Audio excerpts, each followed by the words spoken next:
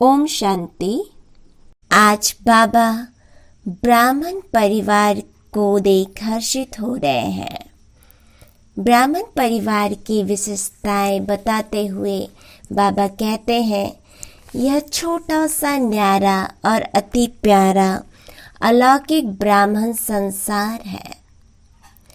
सारे ड्रामा में अति श्रेष्ठ संसार है, अर्थात चारों युगों में सर्वश्रेष्ठ संसार ब्राह्मण संसार है, क्योंकि ब्राह्मण संसार की हर गतिविधि न्यारी और विशेष है।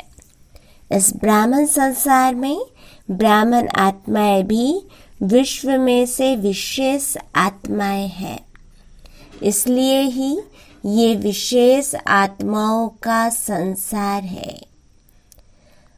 बाबा आज हम ब्राह्मण बच्चों की विशेषताएं तो बता रहे हैं, साथ ही साथ हमारी जिम्मेवारी भी याद दिलाते हुए बाबा कहते हैं, हर ब्राह्मण आत्मा की श्रेष्ठ वृत्ति, श्रेष्ठ दृष्टि और श्रेष्ठ कृति विश्व की सर्व आत्माओं के लिए श्रेष्ठ बनाने के निमित्त है। हर आत्मा के ऊपर ये विशेष जिम्मेवारी है, तो हर एक अपने इस जिम्मेवारी को अनुभव करते हो। कितनी बड़ी जिम्मेवारी है। सारे विश्व का परिवर्तन, न सिर्फ आत्माओं का परिवर्तन बल्कि प्रकृति का भी परिवर्तन करते हो। बाबा ने हमें दो जिम्मेवारी दी है, हमें विश्व का भी परिवर्तन करना है, साथ ही साथ प्रकृति का भी परिवर्तन करना है। लेकिन बाबा ने कहा, सभी ब्राह्मण आत्माओं को यह स्मृति अर्थात अपनी जिम्मेवारी की स्मृति सदा नहीं रहती, इसमें नंबरवार है। सभी ब्राह्मण आत्माओं के अंदर एक संकल्प रहता है कि हम विशेष आत्मा नंबर 1 बने। लेकिन बाबा कहते संकल्प और कर्म में अंतर पड़ जाता है।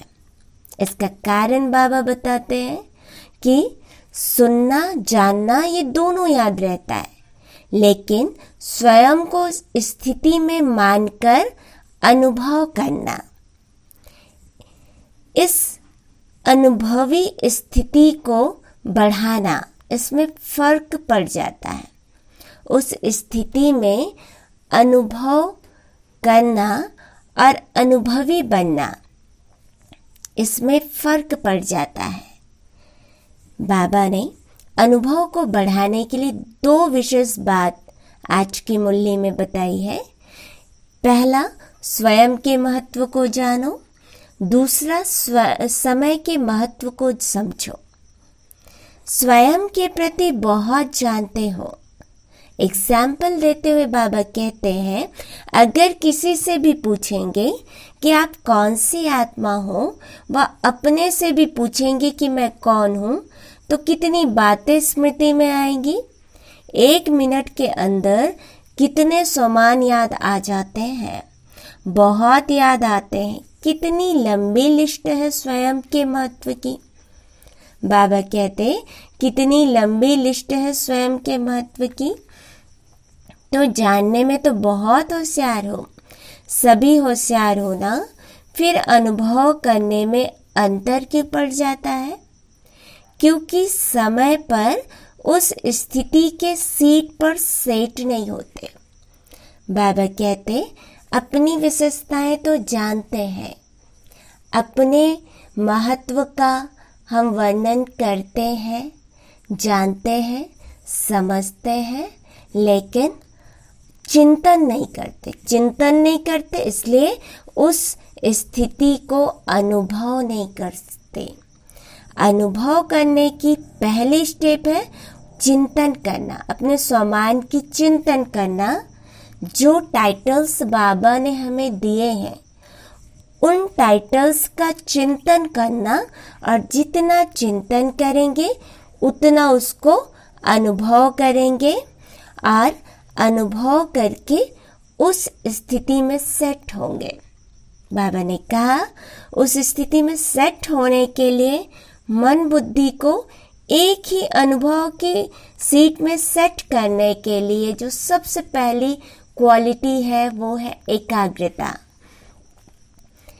तो बाबा ने कहा इस समय विशेष अटेंशन चाहिए कि मन और बुद्धि सदा एकाग्र रहे।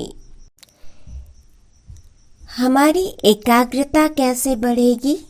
जितना हम मुरली का चिंतन करते हैं उतनी एकाग्रता बढ़ती है। जितना हम अपने मन को बार बार शिव बाबा की याद में एकाग्र करने की कोशिश करते हैं उतनी एकाग्रता बढ़ती जाती है। और एकाग्रता जब जीवन में बढ़ती जाती है तो बाबा कहते कि एकाग्रता की शक्ति सहज ही हमें निर्विघ्न बना देती है। मेहनत करने की जरूरत नहीं है। एकाग्रता की शक्ति स्वतः एक बाप दूसरा ना कोई, ये अनुभूति सदा कराती है। एकाग्रता की शक्ति सहज एक रस स्थिति बनाती है। बाबा कहते जितना हमारा मन बाबा पर एकाग्र होगा उतनी हमारी स्थिति एक रस होगी। एकाग्रता की शक्ति सर्वप्रति एक ही कल्याण की वृत्ति सहज बना देती है। एकाग्रता की शक्ति सर्वप्रति भाई भाई की दृष्टि स्वतः बना देती है।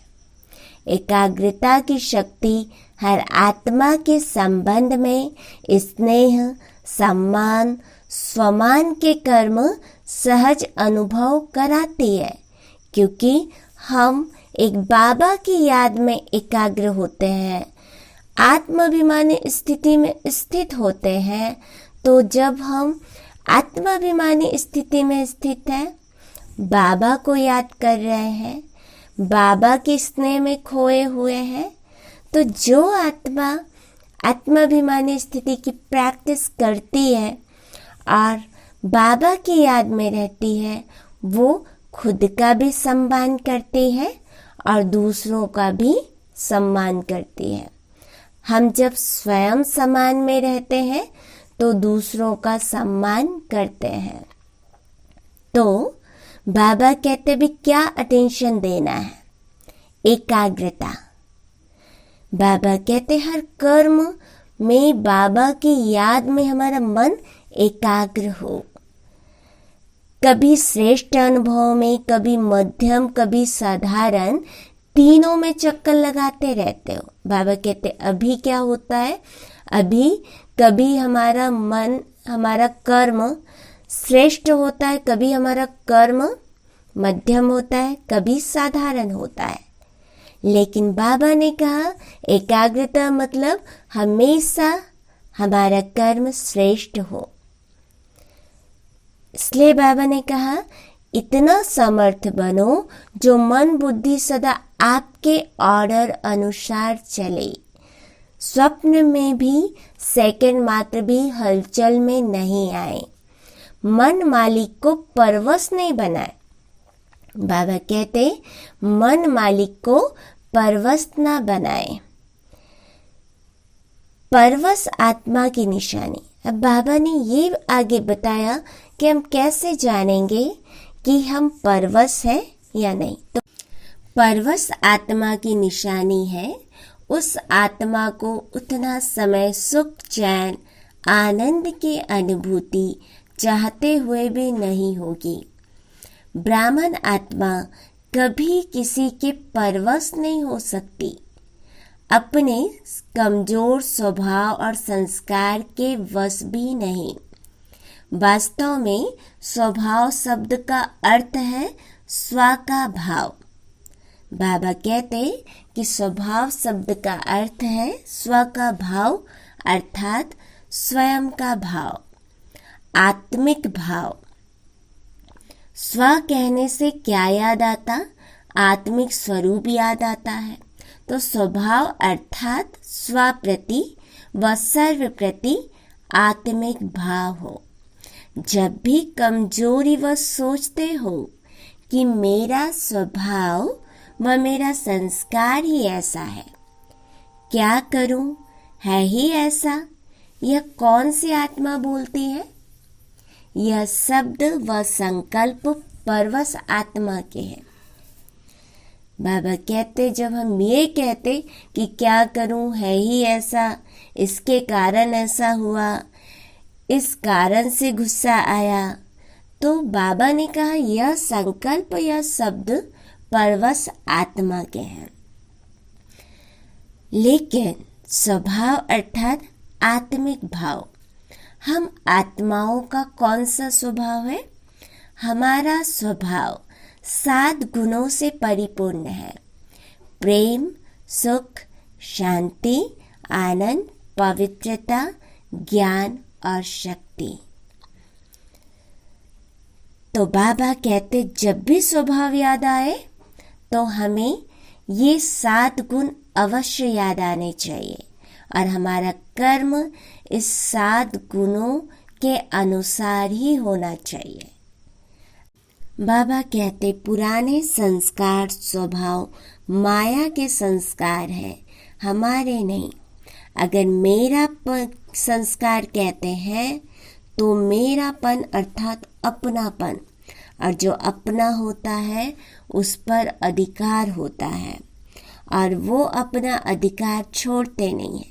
इसलिए परवश होकर बाप के आगे फिर अर्जी डालते रहते हो कि छुड़ाओ छुड़ाओ।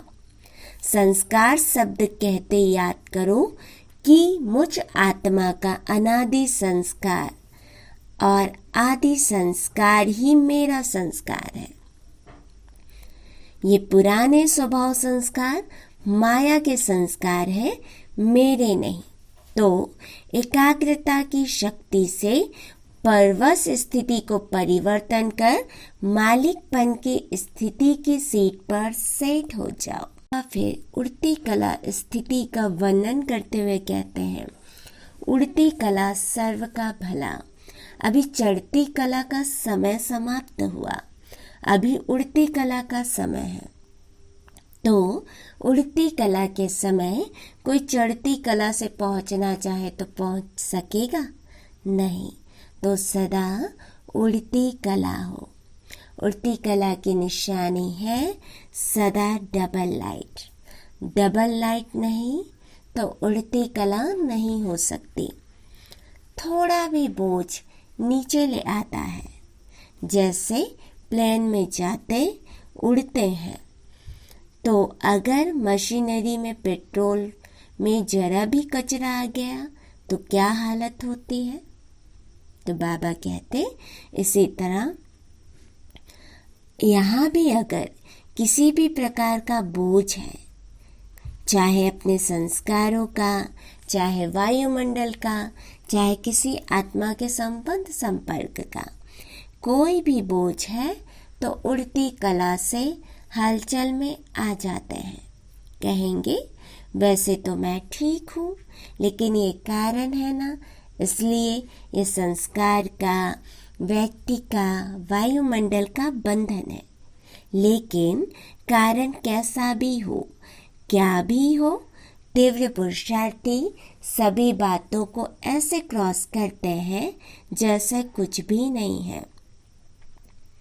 मेहनत नहीं, मनोरंजन अनुभव करेंगे। तो ऐसी स्थिति को कहा जाता है उड़ती कला।